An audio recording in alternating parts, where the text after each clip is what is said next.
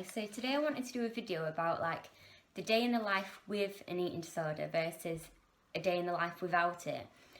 I did this exercise when I was in hospital, and for anyone that's like struggling, like thinking about recovery or not recovering or like in the process of recovering, it's a really good exercise to do to sort of remind you like how awful life is when you're listening to them negative thoughts and what you're actually doing it for by looking at a day in the life without one. It's really helped me. And I based my life, a day in the life of Chelsea with an eating disorder, I based it on like when I was at home in Grimsby just before I went to hospital, so it's like sort of like reflecting an average day. And quickly I want to say, like, if anyone is really struggling and finds stuff like triggering quite easily, I'd say don't like continue watching this video. I just want to like say that in case like anyone is. So I'll read this out. Alarm goes off at 6:30, so I get out of bed to look outside at the weather, hoping it's not raining. If it's not raining, it's a bonus, but if it is, tough luck, I'll need to go on my walk anyway. Getting ready, I feel tired and drained, hoping I can get through the day accomplishing everything I need to. I watch my mum leaving to take Simon to work. That's my cue to prepare and eat my cereal before she gets back. I rush downstairs because I know I haven't got much time, so I dig the scales out from the cupboard and quickly weigh my bran flakes out. As I pour them into my bowl, they look a lot more than yesterday, so I take some out to help me feel safe. But I know tomorrow and the next day they'll look even more, so I'll have to take more out until it definitely feels more safer. I can't trust myself, I can't trust my mind. More cereal equals more weight gain equals being out of control equals failure. I look at the clock and feel anxious because I need to go to town and for my walk before uni. I stuff an apple and a Pepsi Max in my bag and I'm ready. I hate the walk to town because I have to go a certain route down the side streets and up the hill of the park 3 times, because if I don't, I'll feel lazy and guilty. I walk past the same people, the dog walkers and the park staff, who probably think I'm weird walking around the same loops aimlessly. When I reach the town, I wander to Boots. Whilst walking through the doors, I wonder which staff are working and whether it's the same ones as yesterday, hoping they don't remember me because they'll probably think I'm strange. As I head to the weighing scales, hoping no one is using them, because how bloody selfish of them if they are, I take my coat off and lace my shoes and search for change in my purse so I'm prepared. I feel embarrassed getting on the scales because it makes such loud noise, drawing attention to myself, as this is when the staff look around. And when they see me, I put my head down because I know they saw me yesterday and the day before. When the ticket comes out on the machine with my weight on it, I fold it up and put it in my pocket, ensuring I don't get a peek of the number. I need to psych myself up to read it, and whilst mentally preparing for this, I pick up a couple of packets of laxatives and a bottle of water and head to the counter. Again, I pray that it's not the same people that served me yesterday. I try and act confident and appear normal in order to avoid them questioning my purchase. I rehearse what I'll say if they do challenge me when buying them. They'll either be phone my mum or I'll say I'm having trouble going to the toilet. Nothing is said and I feel a sense of relief. I set a timer on my phone whilst leaving town so I can continue my walk and read the ticket. I can't explain how tedious it is. I hate it, but I need to do it so I feel I can have a peace of mind and get on with the rest of my day. During the walk, I pluck up the courage to look at the number, praying it hasn't gone up, because it pretty much dictates the rest of my day. If it stayed the same, it's fine. When I take a glance at the number, it's gone down. That was a close call, I tell myself, but it's never good enough. I've been let off for today, but who knows what will happen tomorrow, so I can't take any chances. Once it's done, I arrive at uni, ready to be productive and do some work.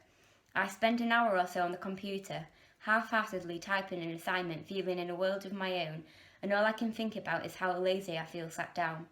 To make myself feel better, I'll schedule in a walk. When I felt like I've done some work, I'll go on a quick walk to please my head. Once I'm back at uni, I go to a lecture. I feel like it's such a chore trying to socialise and laugh like everyone else, and I feel like it's all fake. I've been sat in this room for 45 minutes and I feel lazy again. I don't feel I can sit in this lecture any longer because the more I'm sat down, the more guilty I'll feel. During the break, I try and go for a quick walk, but there's not enough time, so I debate whether to continue or go back to uni. If I go back to the lecture, I'll feel so guilty, and right now the walk takes priority. I'll catch up with the work tonight, I tell myself. Once the walk is over, I feel tired but less anxious. I look forward to going home, having tea, relaxing and doing the uni work I've missed. Once I get home, I look forward to my delicious tin soup. It tastes bloody amazing. Well, that's what I tell myself anyway. Anyone with anorexia will know that no matter how shit the food is, Right in this moment is the best thing you've ever tasted because you feel so grateful for it. Once it's over, I don't have to worry or think about food until tomorrow. I get my uni work out but feel drained and not motivated at all, so I tell myself I'll do it tomorrow. I try and force myself to try and text a friend so I can tell myself I'm socialising because that's what people do. But if I'm honest, I really can't be bothered, so I'll do that tomorrow too. Instead, I go to bed because I'm tired, set my alarm for the next day hoping I'll wake up carefree and not give a shit about food or exercise, but the reality is it probably won't happen. So now I'm going to talk about a day in the life without an eating disorder. For me, and I did actually write one a few months ago, but because things have changed and I'm like living in York now, it's completely different. So I'm just going to say like what it's like without being tied down to listening and acting on negative thoughts for me at the minute. And for starters, I don't set an alarm really early to do exercise because I don't need to. And do you know, it's so bloody nice to have more time and more energy to do things I actually want. Like, I'm hoping I finish my final part of my business management degree. I've got about half a year left and it's been a long time coming. Like, technically I should have finished quite a few years ago, but I will. So I'm hoping to finish that, and I'm more interested in wanting to finish it now. Now I've got like more concentration. Like, I'm having more interest in doing hobbies and things I enjoy. Like, I love drawing, I love singing, and I started ballet last week, which is amazing, and I was a bit like nervous to like start it, but I'm so happy I did because I really, really enjoy it, so I'm going to carry that on.